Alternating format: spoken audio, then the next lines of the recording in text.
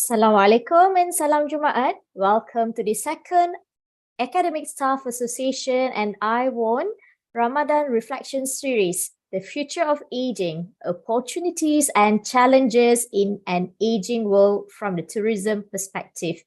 Without further ado, let me introduce on the speaker's background. We have Dr. Shamsul Amri bin Abdul Latif over here. He is the Deputy Dean Kuliah of Languages and Management. He obtained his PhD in International Business from University Utara Malaysia in 2016 and currently stationed in Pago campus. For your information, he had secured various research grants like joint and sponsored research grant in relation to tourism studies. Now, my first question, our first ice-breaking question. Dr. Shamsul, what actually triggers you to deliver today's topic, which is on aging and tourism perspective? Yeah, Assalamualaikum warahmatullahi wabarakatuh. Thank you, Dr. Karina. Okay, I'll try my best to address all the questions that you will be asking. Yes, what triggered me to, my interest on this topic is generally personal. It started off when I recently brought my parents, they are senior citizens, obviously. I brought them to a trip and we came. There are some challenges, obviously. So I think it is my responsibility, my role as an educator. So we should be creating more awareness among us first, perhaps, and maybe after that we should be going abroad and expand further. This my perspective would be from marketing and tourism. So I acknowledge that there are many perspectives, many opinions. I probably say that I agree to a certain point on certain views, and not to say that those views are wrong. But again, I would say I am not gerontologist. my background is just marketing and tourism. So when I address these questions, would be from that angle. Thank you. All right. So you did mention that you faced challenge while bringing your parents on a trip. Perhaps you can explore further what kind of challenge actually you are facing during that time. Okay. The last trip that we as a family we went to Cameron Highlands. It's quite recent, last year, quite recent, and it's been quite some time since we travel as a family, consisting of 3 generations. And then my father, he just turned 80 at that time, and my mom is about 70 plus, 72. So obviously when you are at that age, your movement slightly limited. Exactly. And then certain things you need to do, you need to have facilities in terms like toilet accessibility. So when we got to a point, really attractive tourism attraction, we found that some of the places are not so friendly to senior citizens. I see. So I think we have the opportunity. We have we can go further, but the awareness needs to be there. We need to appreciate our senior citizens actually. Okay. You did mention about the toilet facilities is not really cater the needs of the elderly. What else? What can you say from your experience or from your observation? A part of the toilet service, is there any service that you find, we need to really think about the welfare of our elderly? Perhaps like, special rail. Is there anything you would like to address? Yes. Generally, when we look at tourism destinations, we cater generally for the general tourists, but sometimes we overlook the needs of senior citizens, and sometimes we also overlook the needs of orang kelainan upaya. Okay, I think that can also be grouped similarly, and we can see that there are common things that perhaps can be used across these two groups. Examples are like when you have a destination or attraction, okay, let's say a museum, but not all museums are friendly enough to cater for elderlies. I think this should be extended to the elderlies because they are human. They want to have recreation. They want to have freedom to move. It's their right to have tourism, just like us. And besides that, we are moving towards that direction, right? Yeah. So yes, going back to your question, yes, accessibility is a wide thing that we can actually look at. If we're looking at museums, if you are looking at a person who's probably have hearing limitation or sight limitation, perhaps there are ways from the marketing point of view to compensate that. Maybe you can do use other, you can use touch, you can use the sense of smell, to compensate what is not there. Mm-hmm. Yeah. Okay, you did mention that perhaps you have this using the sensor technique. Okay, what about in terms of package for elderly? Do you think the elderly should have the same holiday package like the young or the adult generation? What would you suggest, Dr. Shamsul? Because this is the challenge that you feel difficult when you have a three types of generation going for Yeah. holiday together. Do you think it's fair if the elderly went through the same package for the adult tourists? Personally, I think when I teach tourism marketing, I always emphasize that you need to know your customers. So Yes. the consumer research is essential. So in this case, we need to understand what they need. We need to understand what they expect. So understanding that, only then we can actually offer or adjust and accommodate to their needs.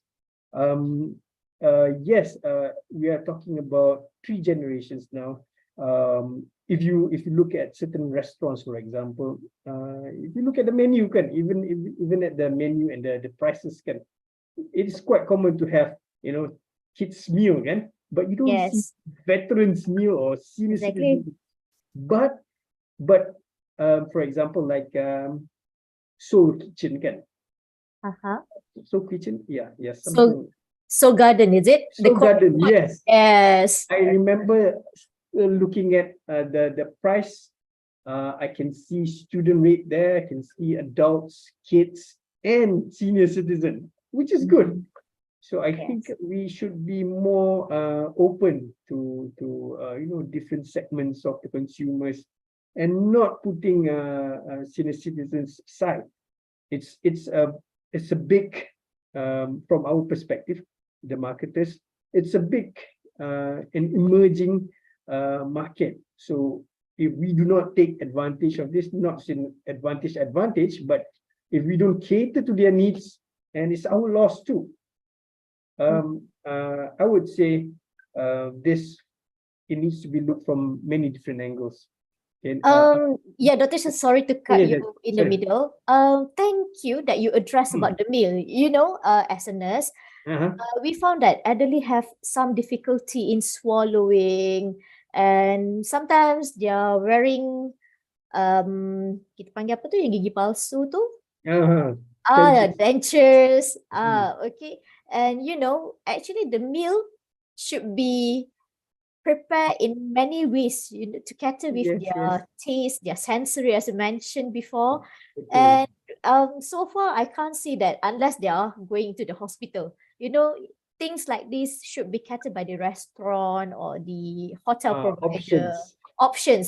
It's Yes. good that if we can cater all these things in Malaysia, because I just read the article in Europe. They did this, they have this special food or menu for the elderly while they are on Mm. their holiday. So Mm. perhaps one day we're looking forward towards the end. Thanks, good enough that you found at least Soul Garden did their responsibility in to do all these preparations. I mean, by having some different rates for the kids meal, for the adults, but again with the senior citizen itself. Okay, If I may add, which, Doctor, one yes. more. I think there's one. I think I saw it somewhere. Selling packages, Mm, tourism packages. So it is quite normal for us to see, two parents and then two kids probably. That is the usual setup of a family, right? But mhm, I think it should be um, renewed rather, because we have different kinds of consumers now. More or less, you can see one parent but many kids, because yes. the rate of divorce is up. And at the same time, there are a lot of senior citizens. So it could be one senior citizen, it could be one parent, it could be two kids, that can form a new package for businesses to consider. Mm. It's a Mm, great loss, as you mentioned, if you don't mm, really come up with certain package and with certain rates of payment, because yes, once you understand their needs, they will feel that the money they pay for their travel or their meals is yeah. worthwhile, right? Mhm. Okay. Correct. So that's from your marketing perspective. Yes. Okay. My next question. Putting yourself as a researcher and you're having the chance, if you are having the chance to come across our Ministry of Tourism, Arts and Mm. Culture, what would you likely be your proposal or your strategies that you would like to propose to leverage the industry? Okay. I'm sure the ministry, they have good policies prepared already. I think I came across you know starting from 2005 up to 2015, and the recent one is 2022, relating to elder persons. I can't remember the name of the policy, but it is there. Anyhow, I have to be frank, I haven't actually get my hands on it, but I believe there are plenty of strategies laid down there. But then again, I would say if I have the opportunity to, or let me take one step back. Mhm. That would be under the Ministry of Women, Family and Community. But since we are meeting with Department Ministry of Tourism, that would be a different approach. I think both ministries could work together and work on the common platforms and common interests. As you say, elderlies, there are different needs, there are different expectations, there are different support system. So the roles of these ministries must be examined properly to see the common things. But if I were to have the opportunity, I would probably push for more initiatives coming from the all stakeholders. I would probably want more investment coming from the business side as well, promotion, so that everyone are aware about this category, and therefore more support will be given to the elderlies actually. Apart from that, if I may add, um, from the business point of view, like you mentioned, when Yeah. you are in the service industry, sometimes you are being faced with stereotypes. I'm sure I've seen, but I don't think I want to share it here. My father went through that too, and I saw that, and it wasn't actually good. Ageism. So it's Dr. like, Shamsul, can yeah, you elaborate the stereotype based on what okay. your Uh, experience with your father, you both of you had go through so far? okay, I just write one example. Mm. When you talk about ageism, it's like racism, but it's like racism, but instead of race, you use age. So you Mhm. discriminate based on age. Um, well, in terms of service delivery, in a setting of a caregiver, I'm sorry, yeah, but Don't worry. I just want to, yeah. Don't worry, don't Um, worry. I was speaking to a person, and then that person can actually communicate with me well. But when she tried to communicate with my father, she had to raise her voice. Whereas I know my father do not have any hearing problems. So my father was taken aback because, when you are an elder, you are very, very sensitive. Exactly. You know, um, people sometimes they take a little bit more time to process under True. certain Yes, circumstances. true. It's true. So if you're not well trained for that, you wouldn't know that he is processing rather. So if you raise your Actually, voice, the elderly is trying to digest the trying to information digest, slowly, and they it's are not actually, hearing. yeah, it's not hearing problem. And it's Uh, true. We always assume this is an assumption that we put when you're facing an elderly, you have to speak louder. But actually, mm, not really so, because not all of them, as you mentioned, they don't really need this hearing aid at all. But mm, sometimes they may takes time to respond. And first of all, being patient with elderly is the utmost important things. Is it? Do you agree with this, Dr. Samsul? mm. Yes, I do agree with that. But relating to the Mhm. opportunity, if I were to have it, I think pushing for more training avenues would probably help those areas, to Mhm. create more empathy towards elderlies, perhaps removing stereotypes. And All right. maybe this can also be done through partnerships and collaboration with all the stakeholders. I mean, even education, coming from us researchers, we can exchange ideas and thoughts, and perhaps learn from uh, the industry as well, and perhaps we can Exactly. actually share it with our future Okay. leaders and students. Talking about your research angle, Mm, Dr. Shamsul, perhaps can you give one example of your research grant mhm. that you're really doing on tourism and relates to aging? Is there any of your grants? Because I read your CV, well, most of your grants is talking about tourism. Yes, And can you, meaning that what is the outcome of your research that you really have some association with the aging issues? no, to tell you the truth, I have yet to drop a proposal touching on this. Mhm. But something related to that, racism, yes, I've done that. And it's very close to ageism, and perhaps related to what we are talking about today. But it is my mission. I make it as my mission and my drive to start on the research to push this further, to examine from a tourism marketing perspective. All right, meaning that you are Mm. in the proposal stage at the moment. So what Yes, I'm still learning. still, yeah, no problem. Uh, But it's good angle that if you think that perhaps your next research would be a policy making or policy draft proposal strategy, that some this could be done to improve Inshallah. our aging benefits while they are on their holiday. Mm, So mm, far, did you aware, is there any specific act or specific national plan that is ongoing to mhm, improve our aging or our elderly populations in terms of mm. their, I mean, their journey when they are going for holiday? Do you have any idea about our current Oh, policy okay. on that or act? I think Because I'm not so sure yet about that. mm, I If have we are to able to compare to abroad, yes. I have Mm. to admit, I have yet to get my hands on the national policy for the elderlies. They have that. It's Ah. 2020.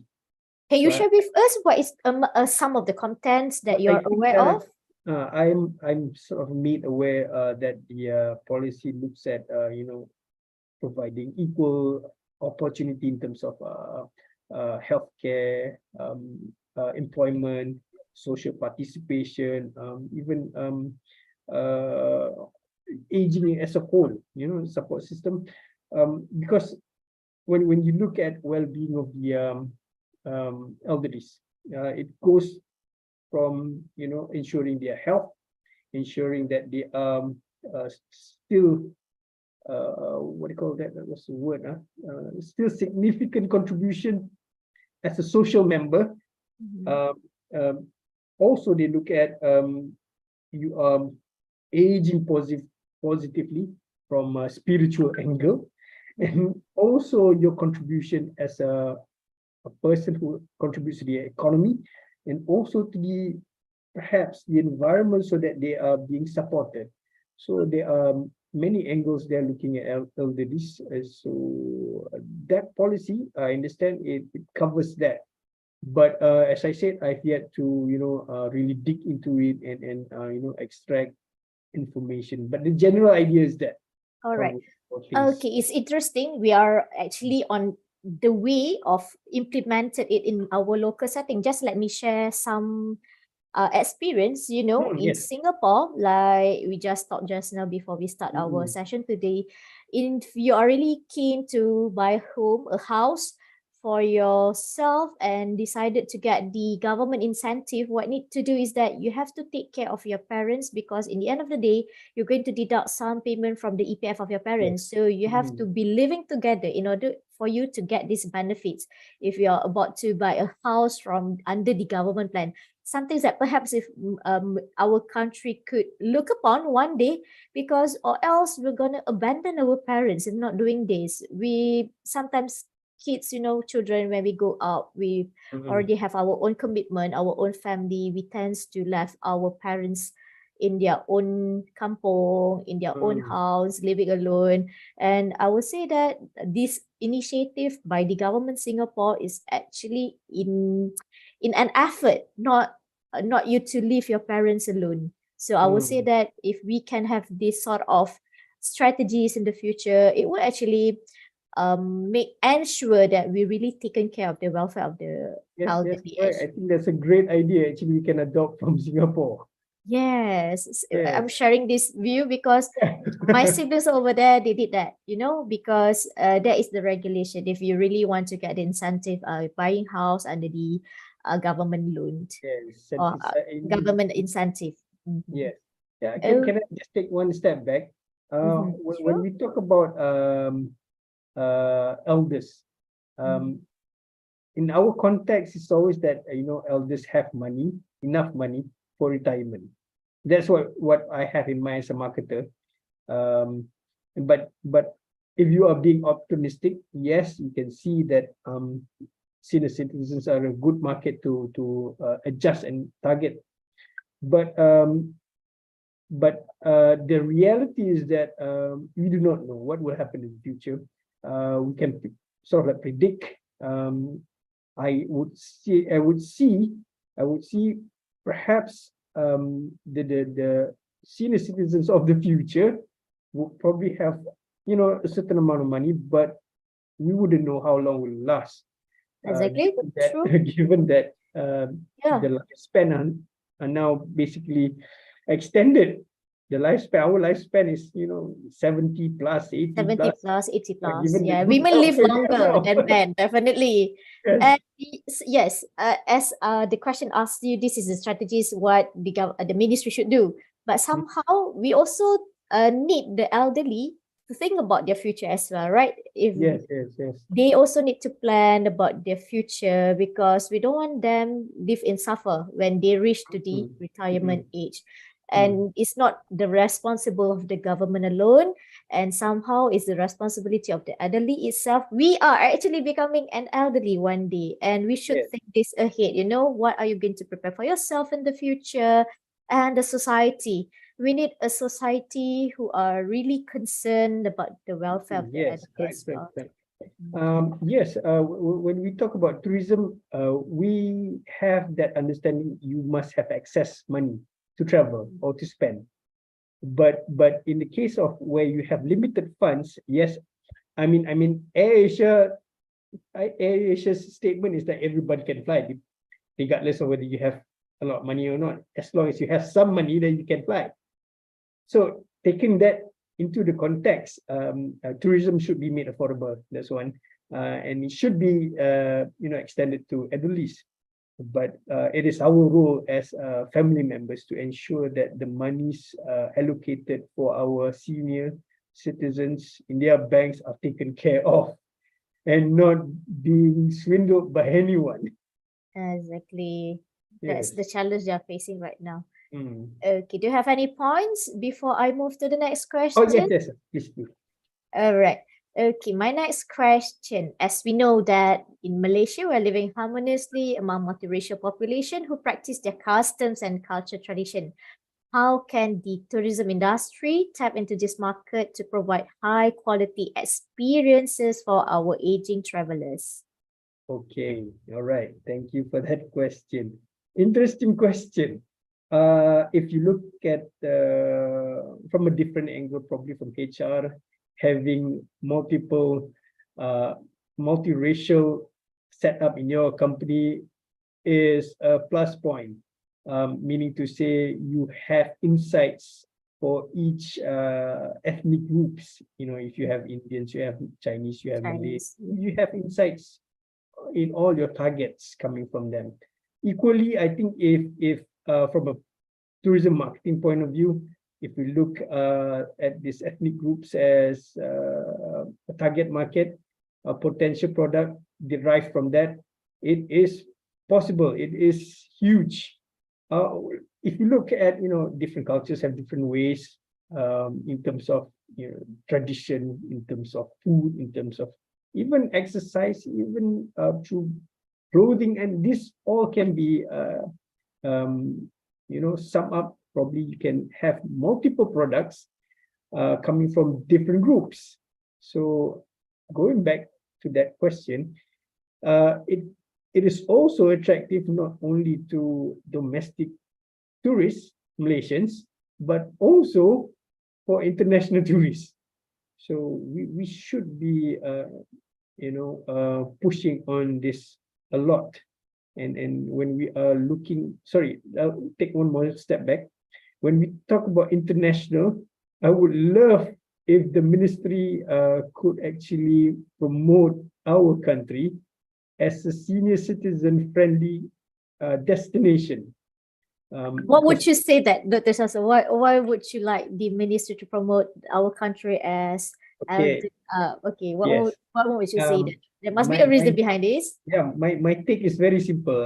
If we have strong currency coming into our country, that helps our economy a lot. Economy is very, very important. If we don't get our economy on track, then we won't have a good future. So the quickest way to generate is through domestic, but probably the big impacts could be coming from international currency.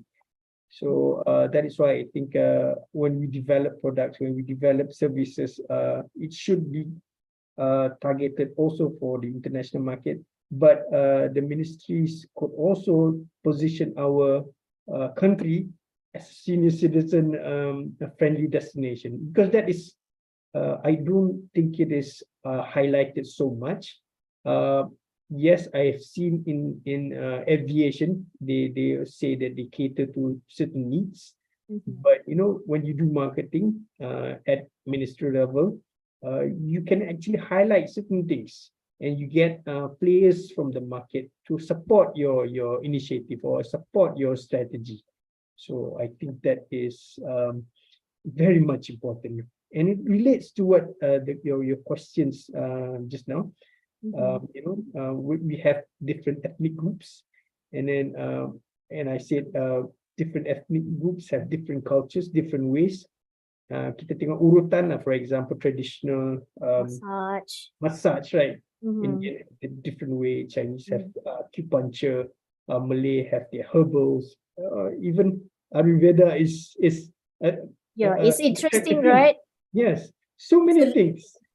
Do you agree if that let's say if we are having a trip, or I mean you are having a package of trips for the elderly to visit at certain place, a part of visiting places, perhaps you can have like cultural event that caters the different race, the different ethnic, or perhaps bring them to the spa session, maybe perhaps having this Thai massage or Javanese, Balinese massage to enjoy their trip. So do you have any other example? a part of what I mentioned before that you think Yes, could this increase the relates. interest of this multiracial or multi-ethnic elderly to go for holiday? From where I see it, it relates to many types of tourism. It can be related to medical tourism. It can be Mhm. related to wellness tourism. It can also be related to cultural tourism. So it works by tying up all these things together. Interesting, Dr. And Samsul. yes, You did mention about medical tourism, wellness yes. tourism, cultural tourism. Can you explain further on this different type? Because yeah, we heard this before, but perhaps your explanation can give us a better Oh, insight okay. on these differences. You know? All right. Okay, I'll try my best. Okay. Uh, I am not an expert in all of those areas. Mhm. At least Obviously, you have the knowledge. yeah, some Share probably. what? Yes. Okay, I Share this understand. some of your knowledge with us. Yeah, I understand that when you talk about medical tourism, it's Mhm. like a person who goes to a place to seek medical treatment, and at the same time, there are engagement on tourism activities, directly or indirectly, meaning to say it could be from that person or it could be from the family members accompanying Mhm. that person. It could happen at domestic level and it could also happen at international level. So if we are trying to tie up cultural products, cultural services, wellness programs, it sort of like can be extended not only to the person in subject in question, but it can be extended to the family as well. So yes, it is possible to do that, and it should be done that way. If we look from a medical point of view, we can have like, Sabah Sarawak coming over to KL to seek treatment, and Mhm. we will also accompany. And as aside from accompanying the patient, they go for short tourism activities. Could be shopping tourism. It could Uh-huh. be yeah, many things. F&B as well. All right. Can you explain further on wellness tourism? Wellness tourism is also This is wide. new to me, you know. I know the wellness part of it, but Yeah. I'm having doing yoga, Oh, yes. exercising, Okay. massaging. But I heard through reading the journals, but Mhm. I can't really relate to what we have in Malaysia. Can you Okay, all give right. an example on that? Okay, I have to admit, it is not my area, but I have some little bit understanding on that No wellness problem. thing. Just share what you know. What I understand, it's a emerging trend. From a marketing point of view, I always see that, when something is in trend and it is relevant. So one thing leads to another. When you are talking about elderlies, they seek holistic, wholesome health, tourism related activities. In this sense, like I mentioned earlier on, it could be traditional medicine, it could be acupuncture, it could be even herbal consumption or seeking herbal knowledge. Mm-hmm. It can also relate to meditation or yoga, like what you're doing Correct. in certain places. Do Um, you have any idea in which country or state in Malaysia that have this kind of wellness yes, tourism? yes, yes. This is interesting. It's not about Uh, promoting their business, uh, but at uh, least when we got to know these places, later mm, among us over here, we can bring mm. our parents, so we Okay, ourselves yes. can enjoy the offer that we have. Uh-huh. Do you have When any when you idea where is the place or state when that offer this you kind? say things about health and wellness, I the first thing that comes into my mind, a resort in Pahang, I think it's called Tanah Aina or something like that, owned by one of our, I think she's quite prominent uh, uh, socialite. But yes, when I look at her place, it's a place where you can actually relax. Well, it goes under the wellness and health resorts. I Uh, beg your pardon, what is the name of the resort? tak Tanah silap Aina. saya, Tanah Aina. Where I is it think actually, is Dr. it Shamsul? Pahang? It's in Pahang, Janda to Baik. be specific, Janda Baik. Janda Baik. I Okay. think she's got a couple of resorts in Pahang, and the places are named after her daughter's school. Mm. Yes, Alright. yes, that's one of it I could think of.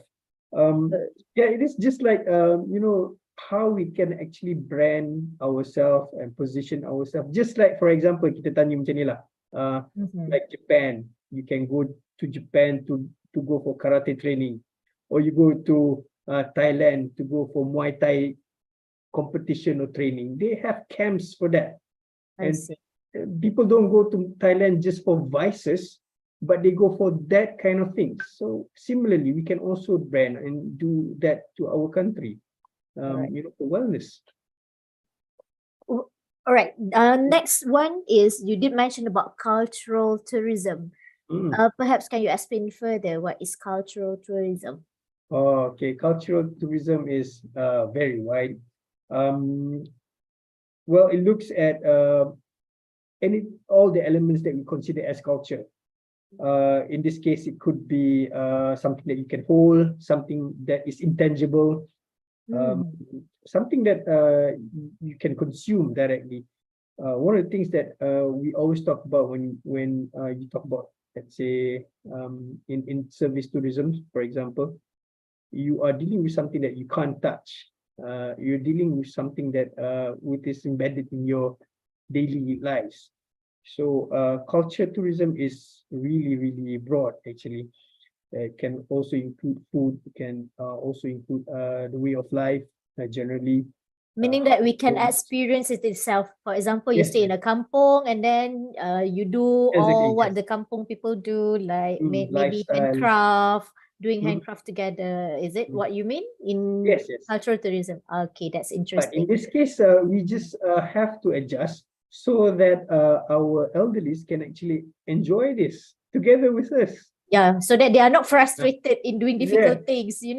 Sometimes, as see you mentioned before, they might have eyesight problems, Yes. short-sightedness, and sometimes it could be stressful if we don't really take care of their needs and capacity before we are offering these kinds of services to them during their holiday.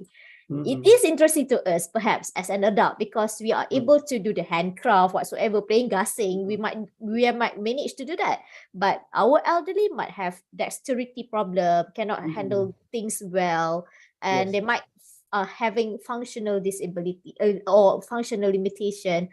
And perhaps, yeah, we can offer these kinds of services, but must take into consideration their limitation as well, so that their trip is actually an enjoying trip, not a frustrated trip for them. Yes. Right? Or else Yes, pergi yes. cuti tapi alamak frust lah, tak boleh nak buat sebab susah. Yeah. Or else they're gonna Yeah. feel that way, right? There's one incident, when we move to a certain place, and then there's we get into naik bukit lah, we go up a hill, but my dad couldn't. So what do how he felt during that time? He said, tak apalah, never mind, you can go ahead, I'll just Stay lepak there. kat bawah. I feel so bad. I see. Because if you were able to go up there, you can see a better view, you can enjoy the air better again. But because of this condition and there is no facility, in this case it could be probably a buggy to take up elderly customers up there again. If we have that facility, that will be enjoyable together as a family. Yeah, perhaps you go, I mean, who can afford to climb up the hill, you climb up the hill. However, for those elderly having some physical limitation, perhaps they can go the other route, right? Meaning that the goal is to reach the mountain or to reach the hill, but there must be separate route for those with capacity and those without capacity in doing so. So do you have anything to add up before I ask you another question? One more. All right, sure. This is also related to technology and availability and accessibility. If you go at technology, you were mentioning about certain limitation. We have apps in our phones, right? Not all elderlies know how to use that, but there are who can actually. But sometimes businesses are not aware of this, and they make the icons, pictures and things so small. So they True. have problems in terms of To navigate in navigating the navigating. interface. Yes, so it is related to user interface, whether it is friendly or not. It's part and parcel of the service that we offer. So if we were to offer something which can cover all segments of the market, Perhaps with different language as well, right? Taking into yes, consideration our multi-ethnic and yes, multiracial it will be good. citizens of elderly, right? So Yes, yes. I will say that, yeah, I have to agree. If I am a younger generation, also sometimes have difficulty in navigating the apps, and what so the elderly, right? Because not all elderly is IT savvy. It's, I mean, Mm, we ourselves also find it challenging yes. sometimes navigating through the apps. What about them? And Mhm. furthermore, with small size of interface, yeah, definitely it will lead to frustration if they're going to book Yes. hotel, if they're going to go for visit on anything. All Mhm. right, I think for that question we already finished. So I will go to the next question. Based on your experience in handling research on tourism, how can the tourism industry working together with the government and other stakeholders to address the challenges associated with aging population? For example, healthcare burden and reduced productivity, or perhaps maximizing the potential opportunities to economic growth and social welfare. It's a difficult question to answer actually.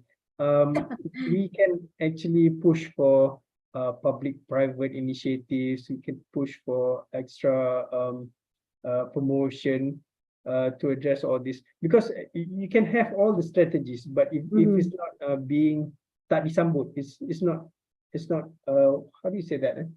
Tak disambut. It's not Lack of promotion or lack of interest. it's not supported by the industry. Mhm. Because you can say, okay, the government says, okay, you need to do this, you need to do that.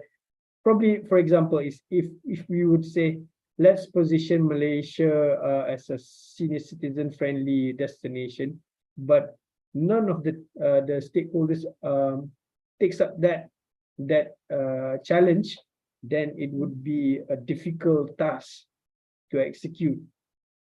So I think the government and the stakeholders needs to have a good understanding, common goals. And perhaps then we can actually only move that all the initiative we have in mind. Dr. Shamsul, you did mention Mm, about the public-private collaboration or mm. initiative in providing certain tourist opportunities. Perhaps from your own experience, can you elaborate further? Any companies or any ministry or government sectors that have this effort initiative that Oh, come to mm. your awareness? uh, Truthfully, I don't have any in my mind actually right now. Mhm. Perhaps you can see, how Pago is being set up. Maybe similar approach can be used.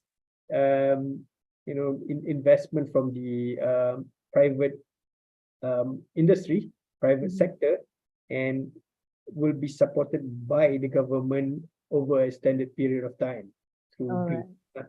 So in this sense, I think that is more related to investment of infrastructures lah, rather. Mm. Meaning the investment of infrastructure so that it is catered to the needs of the elderly in Yes, improving yes. their tourism experience, right? Mm. Okay, now we come to our last question today. Okay, this will be my recap questions. What is your advice to our IIUM community who have elderly parents and planning for a holiday? Okay. This is very Uh, simple question. Okay. Simple, but perhaps your tips could be longer. Okay. First of all, like any other trips you want to make, if you want to go for holiday or vacation, you need to do your homework. So in this sense, if you are bringing your elderly parents, you need to ensure the facilities are there. You need to ensure which road you want to take. You need to know what activities you can or you cannot do. And we understand there are limitations in certain tourist attractions, right? So that is why you need to ask prior to your arrival whether they have such facilities. Otherwise, you'll end up frustrated. But the most important one is to shower them with joy and enjoy your vacation. That's the most important part. What is the meaning when you can't enjoy it together again as a family? So Yes. yeah, shower them with joy. All right. Do you have anything to add before we end the session? Actually, Mhm. I think we need to talking about the participation from the private sector. I think there are opportunities in terms of technology. Something which crossed my mind just now was the usage of VR or MR, mixed reality. This is basically looking at prior to the trip itself. Kan, Mhm. jadi before you go for the trip, you have a taste of it and see whether you like it or not. So perhaps travel agents have that, or probably destination marketers have that.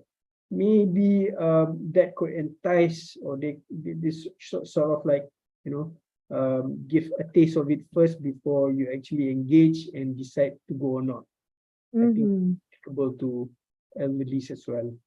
All right. There is one question from the floor actually. Mm-mm. From Brother Muhammad Shaukat. People say Mm. that if you take care of the elderly, you'll be rewarded. How much of that is true based on your experience and observations? Taking care of that is Uh, challenging. Okay, how patient you are going for a trip with an elderly. Alhamdulillah. Okay. Yes. Parents are obviously our responsibility, right?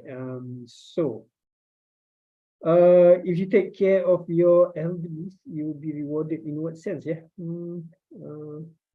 Macam mana tu? What do you mean? Brother Shaukat, perhaps you can open your mic and ask question directly. Much better, right? Rather than I already read. Okay. All right. Mungkin tak sampai. Maybe like taking care of them is challenging. Yes. Yalah, macam they have limitation in movement, they have limitation in, kan kadang-kadang tak sesuai makanan kan. Mhm. Yes, it is very very challenging to some, but my parents at that time was still okay. Mhm. Itulah kena prepare lah. Ya, Now perhaps bukan for a rezeki lah. Ya, betul. rezeki. Betul. Betul tu. Ha, Okay, Dr. Shamsul, your parents still intact, right? In terms of cognitive, ya, alhamdulillah. do your Yes, parents yes. tak ada dementia apa semua, right? Tak Okay, ada. let's say lah, if you have a parent who's having these medical issues like dementia, Alzheimer, yet you are still keen to bring them for holiday. From perhaps from your readings or from your observation, what is most important in terms of preparing them for a trip? Sebab takkanlah despite their medical Yes. issue, we want to left them Mm. only at the house, tak duduk, tak Mm. pergi mana-mana kan. They might be very bored as well. So what would you advise us on that? Okay. I think this one relates to the facilities availability lah, and support Mm. availability at your, let's say, accommodation or your destination. Mhm. Um, I still can recall many years back when I was with my uncle who had to go to dialysis, Mhm. and at that destination that we went, tak ada benda tu. So we had I to see. bring all the facilities, all the kan air semua tu with us, so that he can, do that dialysis before going to other places. So if we can imagine hotels having that facilities, when you collaborate with medical providers or hospitals, to have that facility, that option available, that would be great actually. Hmm. So Thanks for addressing this. Yes. I wouldn't say I can't really advise what to do, but I think this move needs to be taken by the businesses and obviously the government initiative as well lah. Okay. There is one more question from Sister Rafida Saha. Sorry, I'm not sure. Sister or Dr. Rafida Saha. Dr. How Rafidah. can university play a part in meeting the need of aging population? Ramadan, sorry, I dah serak dah.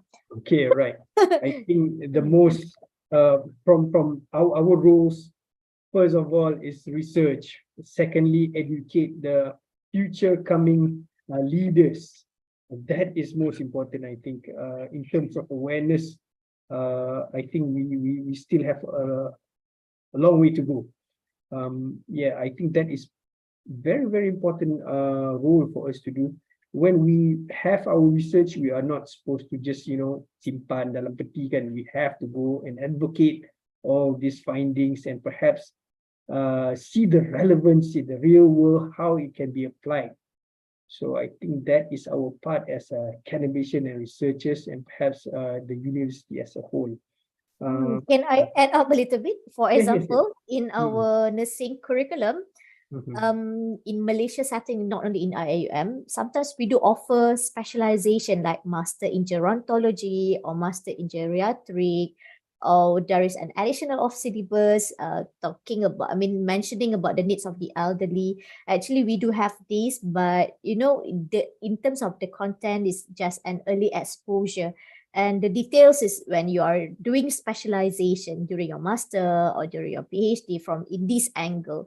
In fact, we have some experts here in nursing that focus on geriatric care.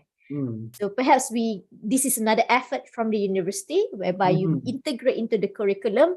I mean, all field can do that, I believe, like from the academic point of view, from the sociologist point of view, from the Islamic philosophy point of view, the economic. So meaning that this is something doable, right? We should be doing something about it. Okay, it seems that we have 10 minutes left. However, can I conclude the session now today, Dr. Shamsul? Yes, yes, yes. Okay, what I can learn from you from today's session is that it's important to consider the needs of the elderly. What do they actually need before they go for their holiday? And let's see if you're bringing them, have a proper plan. And we are looking forward that one day we could actually improve what currently we have in terms of our policy making, perhaps in terms of collaboration between the industry, the government, and private sector.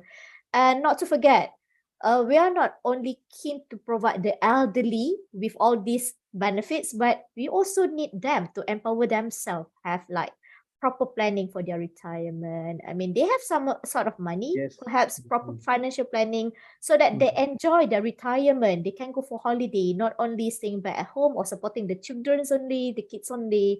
So in the end of the day, we hope that our elderly enjoying their life towards the end, right? Before they, they have a quality of life in the end of the day. But I think that's all for now. Can Thank I you add one very more? much. Yeah, sure. Yes, yes. I know UPM is really strong in promoting this area, but not specifically on marketing, but it's a general research center focusing on the elderly. Ageism. Yeah, it was ageism. Okay, but I think we should be extending this invitation to, collaboration for research. I mean, a lot of people are here today from different background. Perhaps we should be, communicating with each other after this to probably look at certain areas that we can actually contribute. What do you say, Dr. Karina? Of course, as a researcher, we play a vital role. You know, what else can an academician do apart of teaching, research? And yeah, after doing your research, you need to do something. Publish your paper, presenting at the conference level, and perhaps if you have the opportunity to lobby the policy, by all means, we need to do this. Yes, But yes, of yes. course, it will need a proper plan. You know, being a researcher, we start our research journey at early stage, at our fasa kematangan. We have these maturity phases in life until you can reach to the level of reaching the top authorities, the ministry, so that you can lobby the policy. And again, it's some things that our fardu kifaya role when you call yourself as an academician and researcher.